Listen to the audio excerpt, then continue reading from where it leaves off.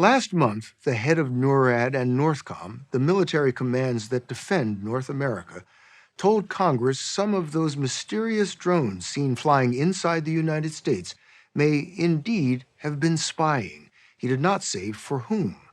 60 Minutes has been looking into a series of eerily similar incidents going back years, including those attention-getting flyovers in New Jersey recently. In each, drones first appeared over restricted military or civilian sites, coming and going, often literally under the radar.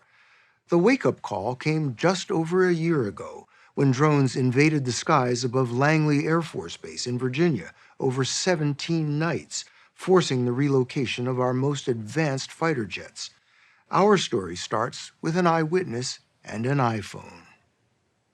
Close around 7 o'clock, I would say, I started seeing these reddish-orange flashing lights that were starting to come in from the Virginia Beach area.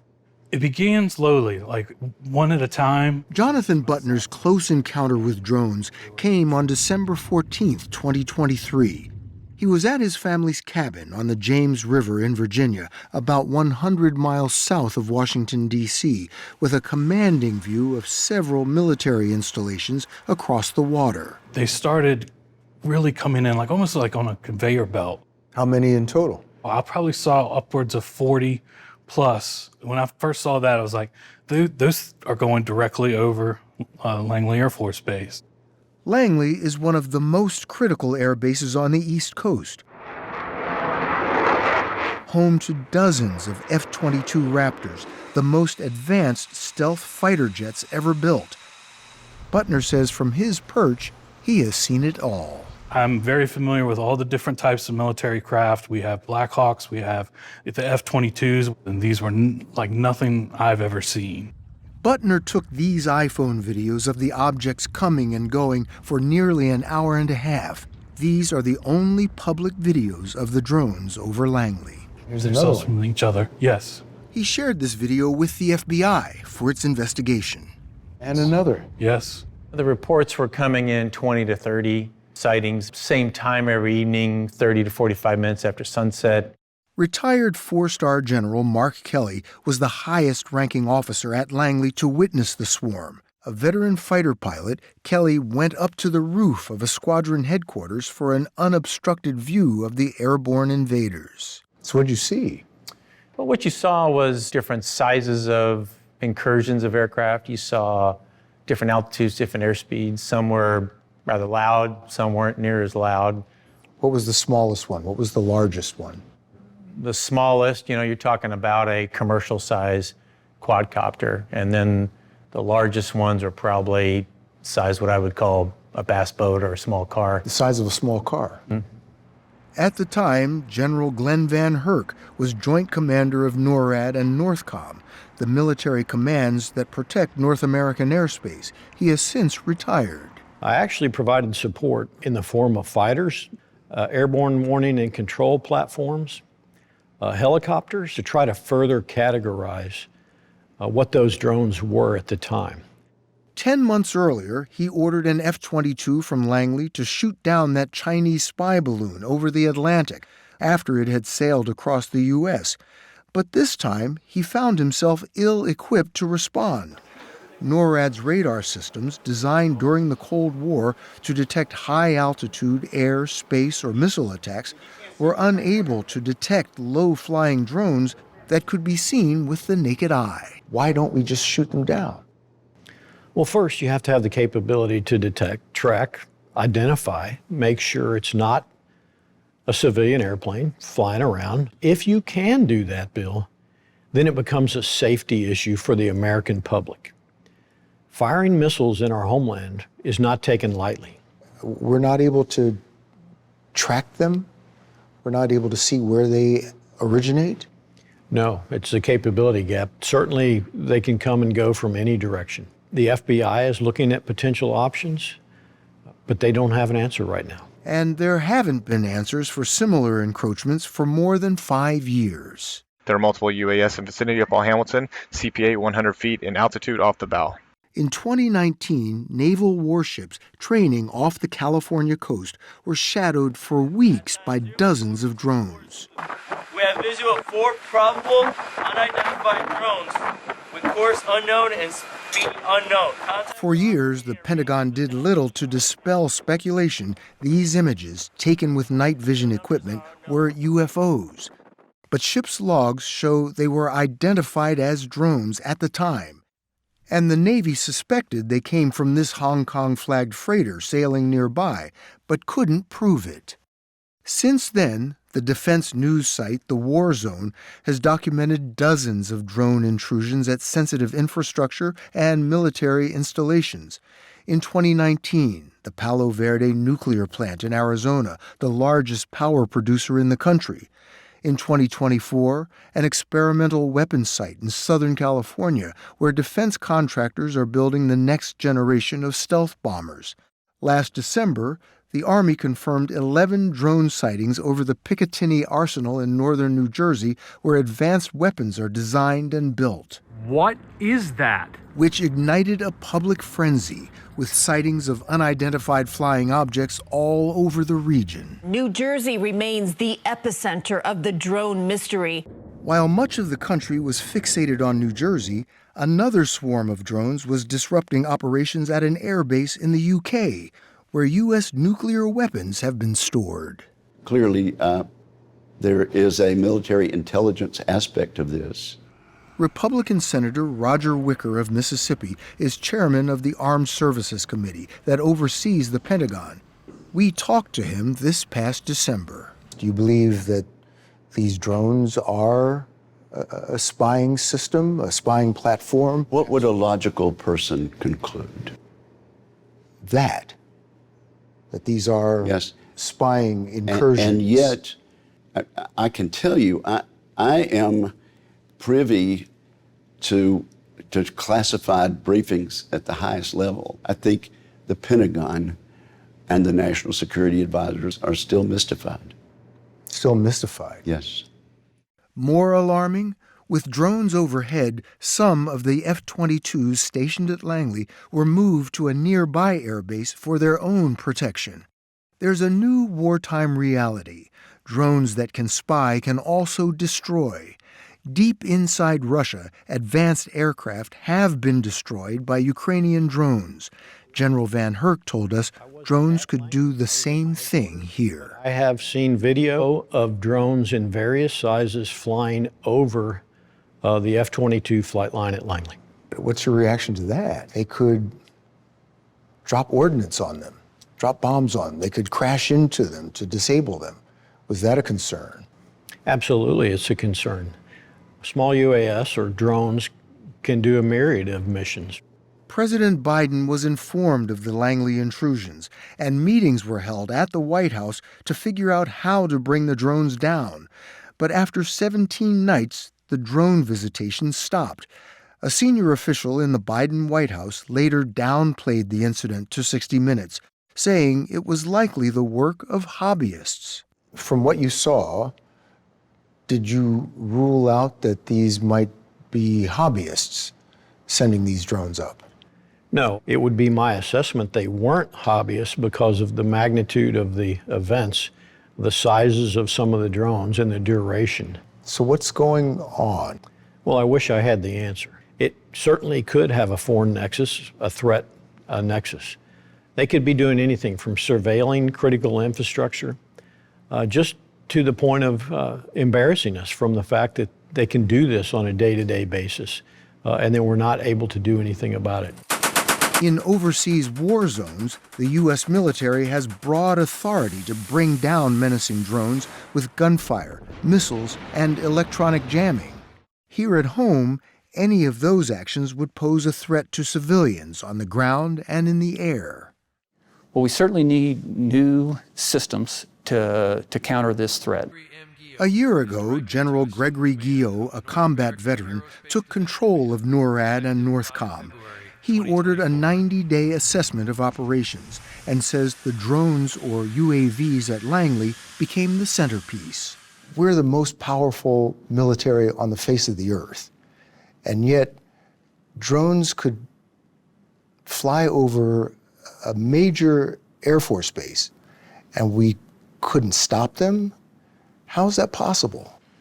Well, I think the threat got ahead of our ability to detect and track the threat. I think all eyes were rightfully overseas, where UAVs were being used in one-way attack to attack U.S. and coalition service members. And the threat in the U.S. probably caught us by surprise a little bit. As it stands today, could you detect a swarm of drones flying over or flying into the airspace at Langley? Could you detect that today? At low altitude, probably not with your standard FAA or surveillance radars. Complicating his efforts? Bureaucracy. When the drones flew outside the perimeter of Langley Air Force Base, other agencies had jurisdiction: the Coast Guard, FAA, FBI, and local police. There was no one agency in charge. So what did you determine went on at Langley? Well, that investigation is still ongoing, so I don't think we know entirely what happened. You know, when we hear things from the White House that it's not deemed a threat, it seems to me that this is alarming. I mean, this is kind of hair on fire time. It is alarming, and I would say that our hair is on fire here in Northcom in a controlled way, and we're moving out extremely quickly. This past November, General Guillot was given the authority to cut through the red tape and coordinate counter-drone efforts across multiple government agencies. He says new, more sensitive radar systems are being installed at strategic bases, and Northcom is developing what it calls flyaway kits with the latest anti-drone technology to be delivered to bases besieged by drones. My goal is inside of a year that we would have the flyaway kit capability to augment the services and the installations if they're necessary. So within a year, were Langley to happen again, there'd be some ability to respond. That's my goal. His predecessor, Glenn Van Herk, says the Pentagon, White House, and Congress have underestimated this massive vulnerability for far too long. It's been 1 year since Langley had their drone incursion, and we don't have the policies and laws in place to deal with this. That's not a sense of urgency. Why do you think that is? I think it's because there's a perception that this is Fortress America, 2 oceans on the east and west with friendly nations north and south, and nobody's going to attack our homeland. It's time we move beyond that assumption.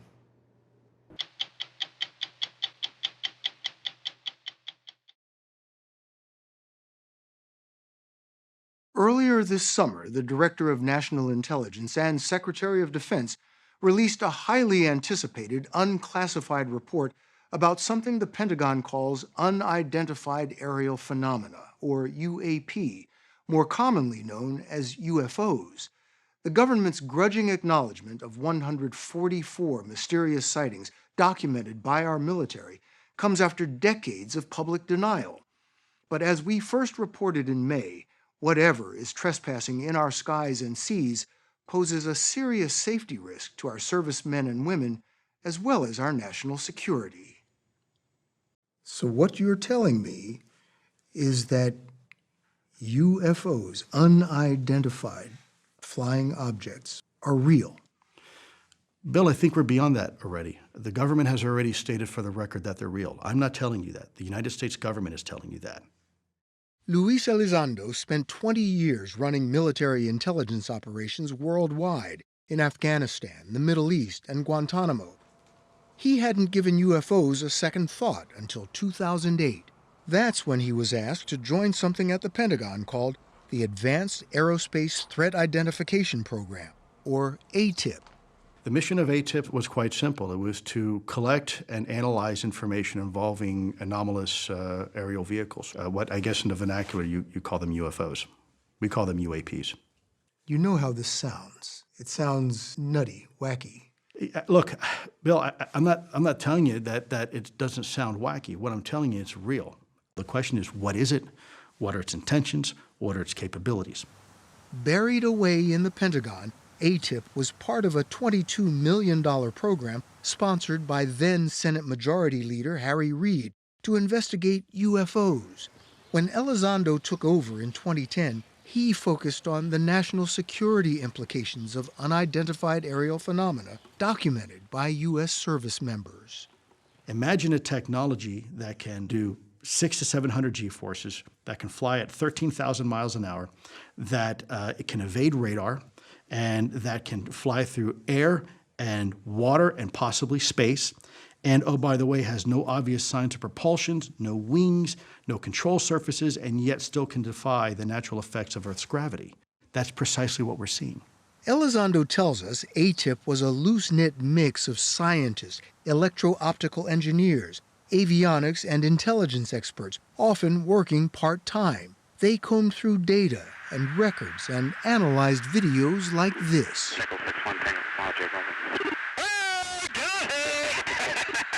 A Navy aircrew struggles to lock on to a fast-moving object off the U.S. Atlantic coast in 2015.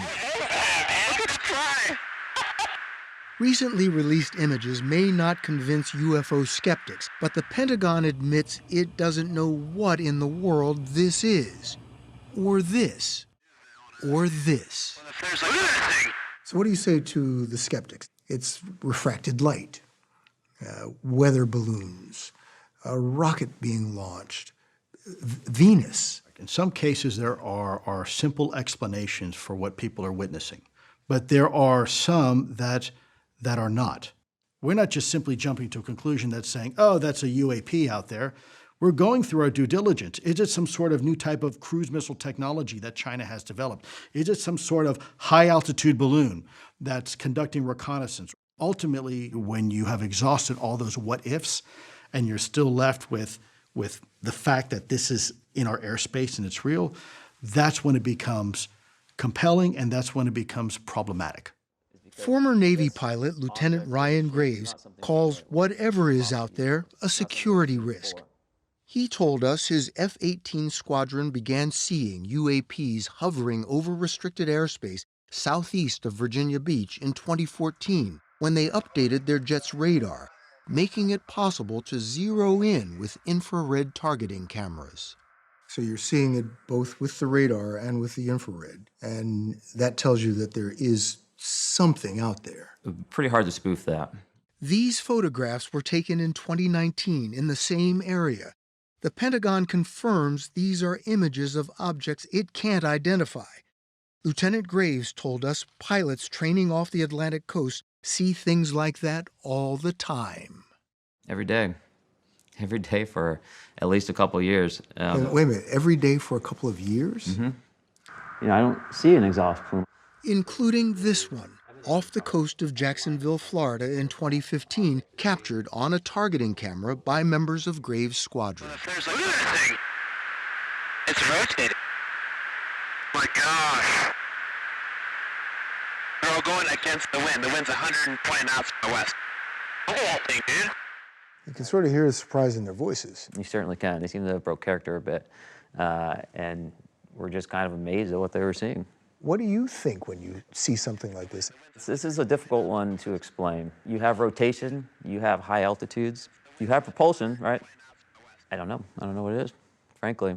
He told us pilots speculate they are one of three things: secret U.S. technology, an adversary spy vehicle, or something otherworldly.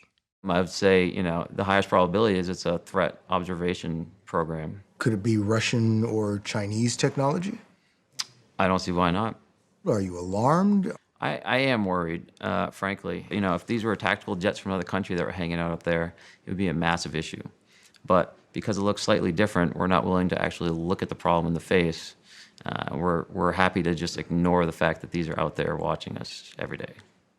The government has ignored it, at least publicly, since closing its Project Blue Book investigation in 1969. But that began to change after an incident off Southern California in 2004, which was documented by radar, by camera, and 4 naval aviators. We spoke to 2 of them. David Fravor, a graduate of the Top Gun Naval Flight School and commander of the F-18 squadron on the USS Nimitz, and flying at his wing, Lieutenant Alex Dietrich, who has never spoken publicly about the encounter. I never wanted to be on national TV, no offense. So why are you doing this? Because I was in a government aircraft, because I was on the clock, and so I feel a responsibility to share what I can, and it is unclassified. It was November 2004, and the USS Nimitz Carrier Strike Group was training about 100 miles southwest of San Diego. For a week, the advanced new radar on a nearby ship, the USS Princeton, had detected what operators called multiple anomalous aerial vehicles over the horizon, descending 80,000 feet in less than a second. On November 14th, Fravor and Dietrich, each with a weapons system officer in the back seat, were diverted to investigate. They found an area of roiling whitewater the size of a 737 in an otherwise calm blue sea. So as we're looking at this, her backseater says, "Hey, Skipper, do you?" And about that got out, I said, "Dude, do you see that thing down there?" And we saw this little white tic-tac looking object, and it's just kind of moving above the whitewater area. As Dietrich circled above, Fravor went in for a closer look. So sort of spiraling down? Yep. The tic-tac's still pointing north-south. It goes and just turns abruptly and starts mirroring me. So as I'm coming down, it starts coming up. So it's mimicking your moves. Yeah, it was aware we were there. He said it was about the size of his F-18, with no markings, no wings, no exhaust plumes. I'll see how close I can get. So I go like this, and it's climbing still. And when it gets right in front of me, it just disappears. Disappears? Disappears. Like gone. It had sped off. What are you thinking? So your mind tries to make sense of it. I'm going to categorize this as maybe a helicopter or maybe a drone. And when it disappeared, I mean, it was just... Did your backseaters see this too? Yeah. Oh, yeah. There was 4 of us in the airplanes literally watching this thing for roughly about 5 minutes.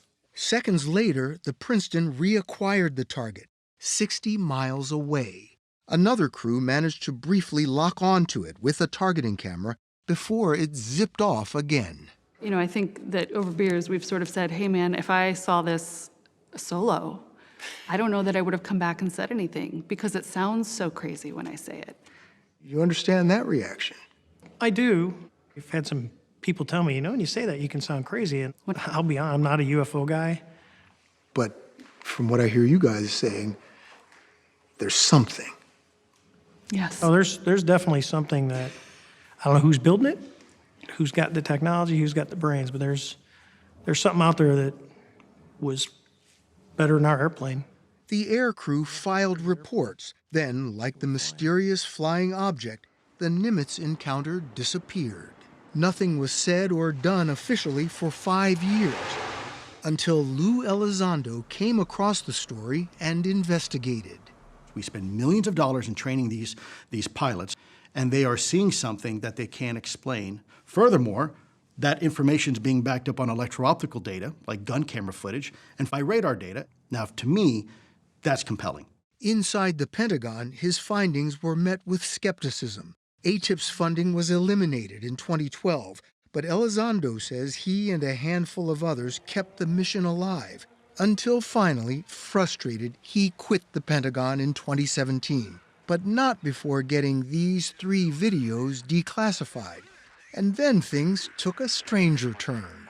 I tried to help my colleague Lou Elizondo elevate the issue in the department and actually get it to the Secretary of Defense. Christopher Mellon served as Deputy Assistant Secretary of Defense for Intelligence for Presidents Clinton and George W. Bush, and had access to top-secret government programs. So it's not us. That's one thing we know.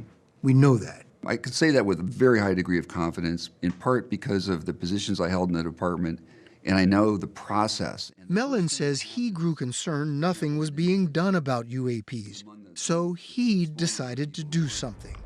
In 2017, as a private citizen, he surreptitiously acquired the 3 Navy videos Elizondo had declassified and leaked them to the New York Times. It's bizarre and unfortunate that someone like myself has to do something like that to get a national security issue like this on the agenda. He joined forces with now civilian Lou Elizondo, and they started to tell their story to anybody who would listen, to newspapers, the History Channel, to members of Congress. We knew and understood that you had to go to the public, get the public interested, to get Congress interested, to then circle back to the Defense Department and get them to start taking a look at it. And now it is. Last year, the Pentagon resurrected ATIP. It's now called the UAP Task Force. Service members now are encouraged to report strange encounters, and the Senate wants answers. Anything that enters an airspace that's not supposed to be there is a threat. After receiving classified briefings on UAPs, Senator Marco Rubio called for a detailed analysis. This past December, while he was still head of the Intelligence Committee, he asked the Director of National Intelligence and the Pentagon to present Congress an unclassified report by next month. This is a bizarre issue. The Pentagon and other branches of the military have a long history of sort of dismissing this. What makes you think that this time is going to be different? I mean, we're going to find out when we get that report. You know, there's a stigma on Capitol Hill. I mean, some of my colleagues are very interested in this topic and some kind of, giggle when you bring it up. But I don't think we can allow the stigma to keep us from having an answer to a very fundamental question. What do you want us to do about this? I want us to take it seriously and have a process to take it seriously. I want us to have a process to analyze the data every time it comes in, that there be a place where this is cataloged and constantly analyzed until we get some answers. Maybe it has a very simple answer. Maybe it doesn't. A few weeks after our story aired, the Director of National Intelligence released an unclassified report saying UAP probably lack a single explanation, but that some, quote, appear to demonstrate advanced technology meriting further analysis.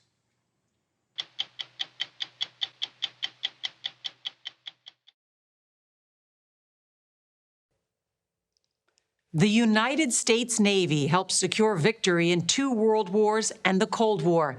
Today, the Navy remains a formidable fighting force, but even officers within the service have questioned its readiness. While the U.S. spent 20 years fighting land wars in Iraq and Afghanistan, the Pentagon watched China, its greatest geopolitical rival of the 21st century, build the largest navy in the world. China has threatened to use that navy to invade Taiwan, an important American ally. As tensions with China continue to rise, we wanted to know more about the current state of the U.S. Navy, how it's trying to deter China, and as we first reported in March, preparing for the possibility of war. The Navy's always on alert. 1/3 of the Navy is always deployed and operating at all times. The Navy's mustering right now about 300 ships, and there are about 100 ships at sea right now all around the globe. Admiral Samuel Paparo commands the U.S. Pacific Fleet, whose 200 ships and 150,000 sailors and civilians make up 60% of the entire U.S. Navy. We met him in February on the aircraft carrier USS Nimitz, deployed near the U.S. territory of Guam, southeast of Taiwan, and the People's Republic of China, or PRC. You've been operating as a naval officer for 40 years. How has operating in the Western Pacific changed? In the early 2000s, the PRC Navy mustered about 37 vessels. Today, they're mustering 350 vessels. In March, China's new foreign minister, Qin Gang, delivered a stern warning to the U.S. He said that if Washington does not change course in its stance towards China, conflict and confrontation is inevitable. This past August, when then Speaker of the House Nancy Pelosi became the most senior U.S. political figure to visit Taiwan in 25 years, China called it a blatant provocation. The People's Liberation Army fired ballistic missiles into the sea around Taiwan and encircled the island with aircraft and warships. So are Chinese warships now operating closer to Taiwan after Nancy Pelosi's visit? Yes. The best guess anyone has about China's ultimate intentions for Taiwan comes from the CIA. According to its intelligence assessment, China's President Xi Jinping has ordered the People's Liberation Army to be prepared to take back the island by force by 2027. And if China invades Taiwan, what will the U.S. Navy do? It's a decision of the President of the United States and a decision of the Congress. It's our duty to be ready for that. But the bulk of the United States Navy will be deployed rapidly to the Western Pacific to come to the aid of Taiwan if the order comes to aid Taiwan in thwarting that invasion. Is the U.S. Navy ready? We're ready, yes. I'll never admit to being ready enough. Yes. President Biden has declared 4 times, including on 60 Minutes, that the U.S. military would defend Taiwan, which is a democracy and the world's leading producer of advanced microchips. 604, Nimitz opposite. To reach the USS Nimitz, we first traveled to America's westernmost territory, the island of Guam, in the middle of the Pacific. Guam was taken by Imperial Japan 2 days after the attack on Pearl Harbor in 1941. U.S. Marines recaptured it 2.5 years later, and the island, about the size of Chicago, became an indispensable strategic foothold in the Western Pacific, as it remains today. From Guam, we boarded a Navy C-2 Greyhound. The Cold War-era transport plane takes people and supplies back and forth from land to the carrier. It was a short flight to the ship, and an even shorter landing. Incredible. First cod landing? Yes. Oh, very nice. Certain operations. Before Admiral Paparo rose to lead the Pacific Fleet, he flew jets and graduated from the school known as Top Gun. When you talk about ships, what's the most powerful in the U.S. Navy? It's an aircraft carrier, and its air wing is capable of 150 strike or air-to-air sorties per day, with, at its surge levels, the ability to deliver 900 precision-guided munitions every day and reloadable every night. So even though China now has the largest Navy in the world, they don't have anything like this in terms of aircraft carriers. They do not, but they're working towards it. And they have 2 operational aircraft carriers right now.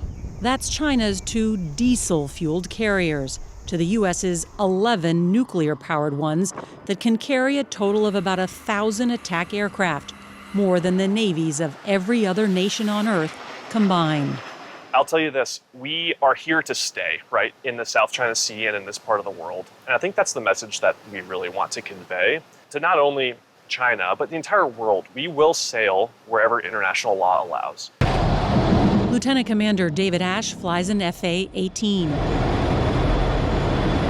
Do you get briefed on China's growing military threat and the progress that their Navy is making? Absolutely. Yeah, absolutely we do. And they are making great progress in a lot of key areas. The Chinese? The Chinese are, from a military standpoint.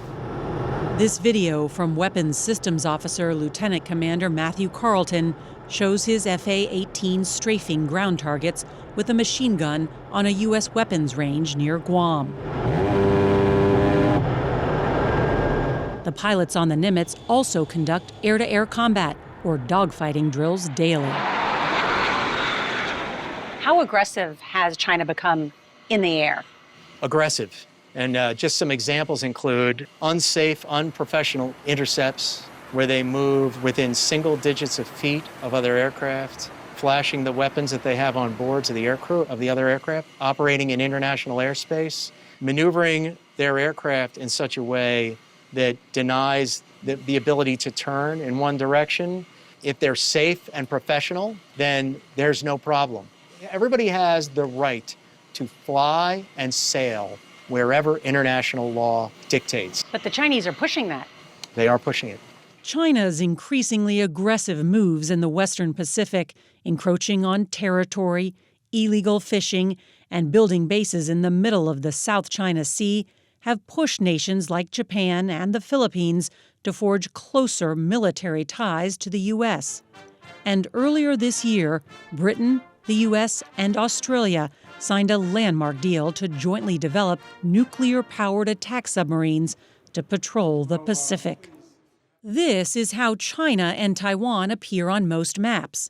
This is how the Chinese Communist Party sees the Western Pacific, including the South and East China Seas from Beijing.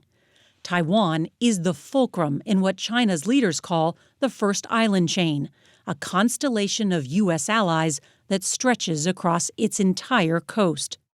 Control of Taiwan is the strategic key to unlocking direct access to the Pacific and the sea lanes where about 50% of the world's commerce gets transported. China has accused the United States of trying to contain them. What do you say to China? I would say, do you need to be contained? Are you expanding? Are you an expansionist power? To a very great extent, the United States was the champion for China's rise. And in no way are we seeking to contain China. But we are seeking for them to play by the rules. China's Navy, a branch of the People's Liberation Army, is now the world's largest. China is also using its 9,000-mile coastline to rewrite the rules of fighting at sea, as these images from Chinese state media show. Its military has invested heavily in long-range, precision-guided weapons, like the DF-21 and DF-26, that can be used to target ships. China's People's Liberation Army Rocket Force calls them carrier killers and has practiced shooting them at mock-ups of American ships in the desert that look a lot like the Nimitz. Since the United States has been operating in the Western Pacific, China's backyard, they've been developing missiles to attack our assets, haven't they? Specific missiles. Absolutely, yes. First, I'll say the United States is also a Western Pacific nation. So Guam. it's not China's backyard. It is a free and open Indo-Pacific that encompasses numerous partners and treaty allies. And yes, we have seen them greatly enhance their power projection capability. How much do you worry about the PLA rocket force? I worry, I'd be a fool to not worry about it. Of course I worry about the PLA rocket force. Of course I work every single day to develop the tactics and the techniques and the procedures to counter it and to continue to develop the systems that can also defend against them. About how far are we from mainland China? 1,500 nautical miles. They can hit us. Yes, they can. If they've got the targeting in place, they could hit this aircraft carrier. If I don't want to be hit, there's something I can do about it. U.S. Navy planners aren't just plotting how to evade China's rocket force, but also how they could effectively fight back. From the vicinity of Guam, none of the aircraft on this ship has the range to approach Taiwan without refueling in the air. Ships like the U.S. destroyer Wayne E. Meyer, part of the Nimitz strike group, would need to sail much closer towards China to fire their missiles at any force invading Taiwan. One naval scholar we spoke to likened it to a boxing match in which a fighter, in this case China, has much longer arms than their potential opponent, the U.S. I'll give you a lot of examples where a shorter fighter was able to prevail over a long-armed fighter by being on their toes, by maneuvering. And we can also stick and move while we're developing those longer-range weapons. There is another area of modern naval warfare where the U.S. had a head start and retains a deep advantage over China. I just noticed out of the corner of my eye. This is a 688 class, a Los Angeles class attack submarine. This is the most capable submarine on the planet, with the exception of the Virginia class, our newer class of submarines. The exact number is classified, but our best estimate is that there are about a dozen nuclear-powered fast attack submarines patrolling the Pacific at any time. They are difficult to detect and track, something China is trying to solve. How much more advanced is U.S. submarine technology than Chinese capability? A generation. Generation. And by generation, think 10 or 20 years. But broadly, I don't really talk in depth about submarine capabilities. It's the silent service. Since Nancy Pelosi's visit to Taiwan, China's military leaders have themselves been mostly silent and ignored efforts by the U.S. military to keep the lines of communication open, even when a Chinese spy balloon breached American airspace and was shot down by the U.S. If the U.S. and Chinese militaries can't communicate over a Chinese spy balloon, then what's going to happen when there's a real crisis in the South China Sea or with Taiwan? We'll hope that they'll answer the phone. Else, we'll do our very best assessment based on the things that they say in open source and based on their behavior to divine their intentions, and we'll act accordingly. Doesn't that make the situation even more dangerous if U.S. and Chinese militaries are not talking? Yes. Several sources within the Pentagon tell 60 Minutes that if China invaded Taiwan, it could very well kick off in outer space, with both sides targeting the other's satellites that enable precision-guided weaponry. Cyber attacks on American cities and the sabotage of ports on the west coast of the U.S. mainland could follow. One recent non-classified war game had the U.S. prevailing but losing 20 ships, including 2 carriers. Does that sound about right? That is a plausible outcome. I can imagine a more pessimistic outcome, and I can imagine a more optimistic outcome. We should be clear-eyed about the costs that we're potentially incurring. There are about 5,000 Americans on board the Nimitz. The ship is nearly half a century old. Given the Navy's current needs in the Pacific, and because there's fuel left in its nuclear reactors, the carrier's life at sea is going to be extended. Is it your hope that the power of the U.S. Navy, the force posture of the U.S. Navy, will deter a Chinese invasion of Taiwan? It's not my hope, it's my duty, in conjunction with allies and partners, to deliver intolerable costs to anybody that would upend the order in violation of the nation's security or in violation of the nation's interests. The saying, which is si pacem para bellum, which is if you want peace, prepare for war. Since our story first aired in March, China has intensified its aggressive military tactics in the Western Pacific. In June, a Chinese warship nearly collided with a U.S. destroyer in the Taiwan Strait. When we return, critical questions about the state of the U.S. Navy and its readiness.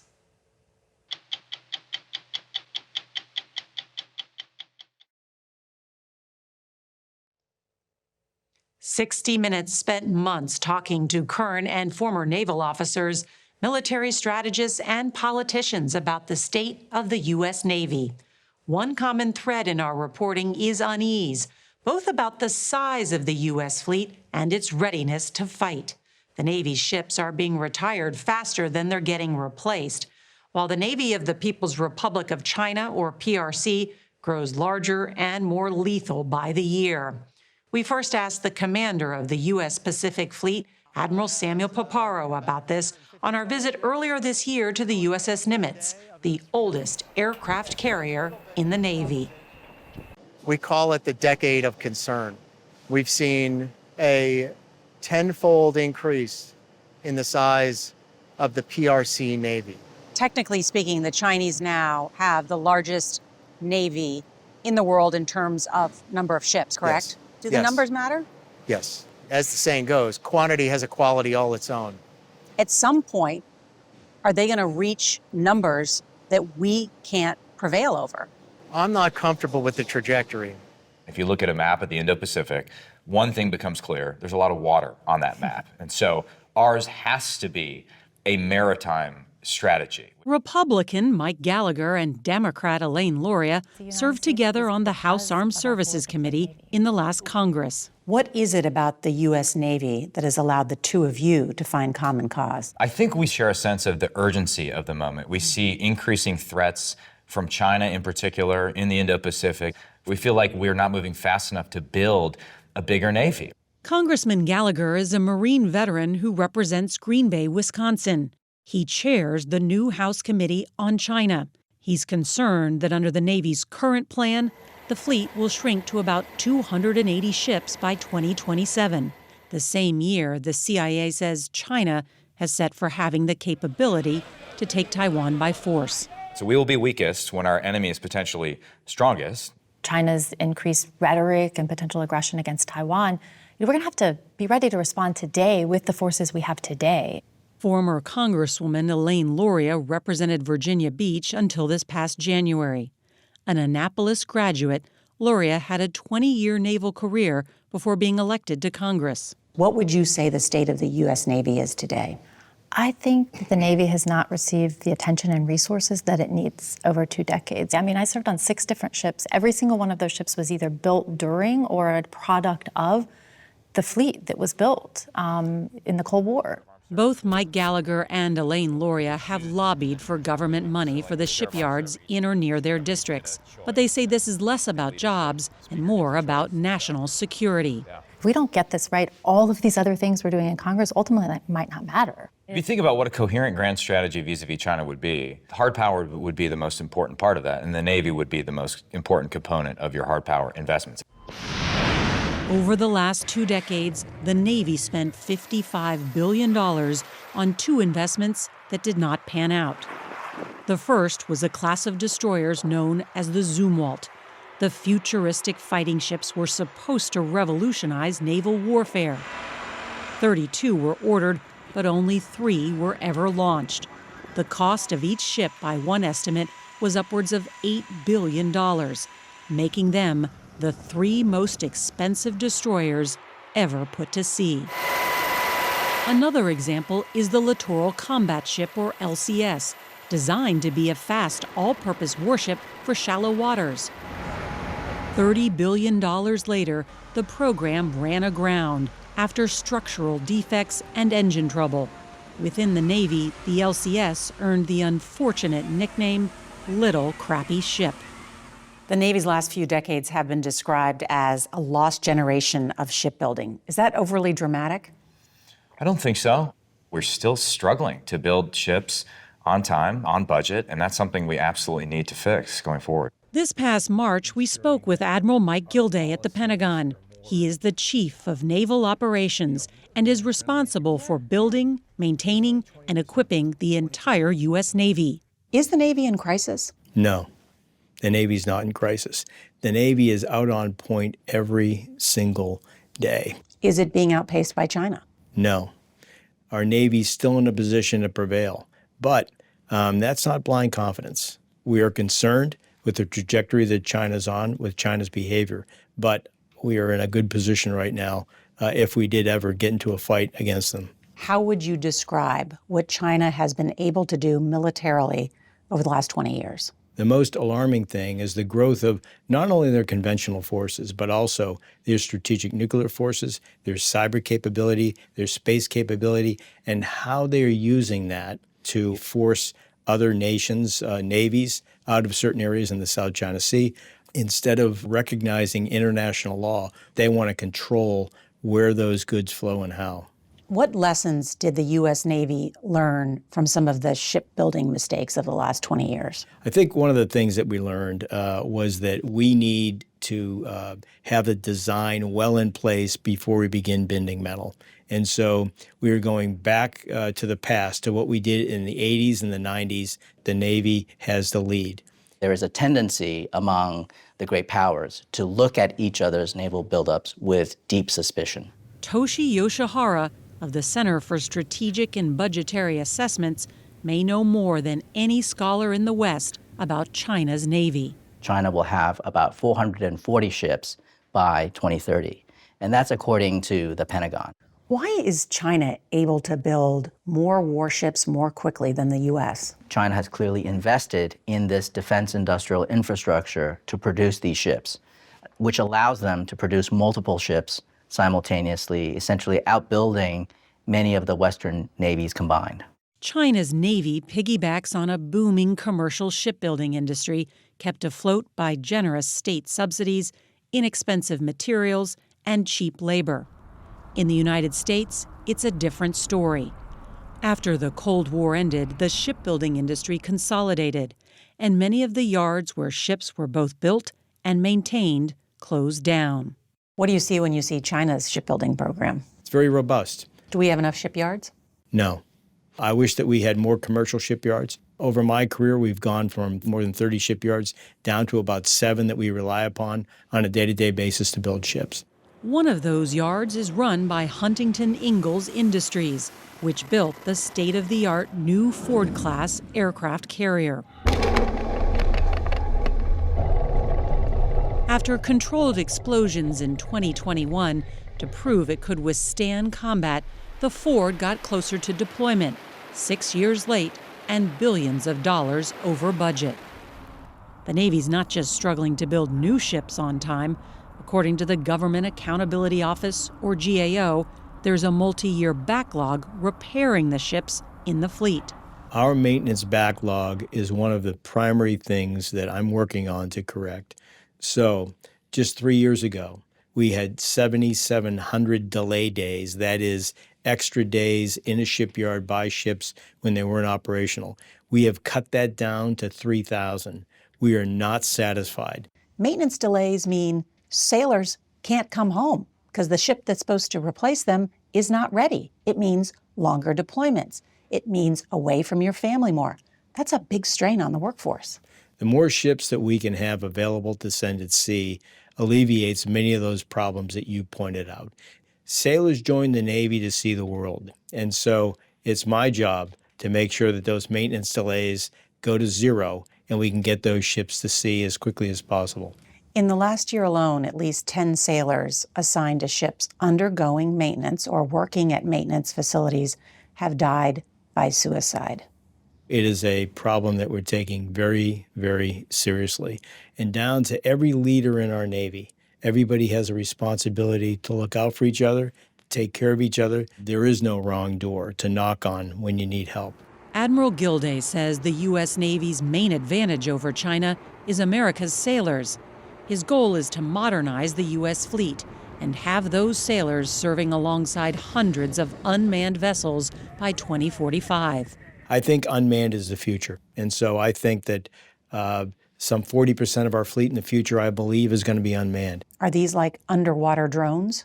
Some of them are highly capable of delivering mines and perhaps other types of weapons. Admiral Gilday is talking about the Orca, an extra-large, unmanned undersea vehicle. Can you say what it will do, or is that classified? Well, at a minimum, it'll have a clandestine mine laying capability. So it'll be done in a way that is very secretive, but very effective. But the GAO reports that it's already $250 million over budget and 3 years behind schedule. That particular platform is behind schedule. It's the first of a kind. When it delivers, I see a very high return on investment from that particular platform. Because? Because it will be among the most lethal and stealthy platforms in the arsenal of the U.S. military. The Navy's total budget request for fiscal year 2024 is over $250 billion. An $11 billion increase from last year. The focus is on China. The U.S. defense posture is viewed as aggressive by the Chinese. The foreign minister just said, look, stop the containment. This may lead to conflict. Perhaps the Chinese minister doesn't like the fact that the U.S. Navy is operating in collaboration with dozens of navies around the world to ensure that the maritime commons remains free and open for all nations. The Chinese want to dictate those terms, and so they don't like our presence. But our presence is not intended to be provocative. It's intended to assure and to reassure allies and partners around the world that those sea lanes do remain open. The global economy literally floats on seawater.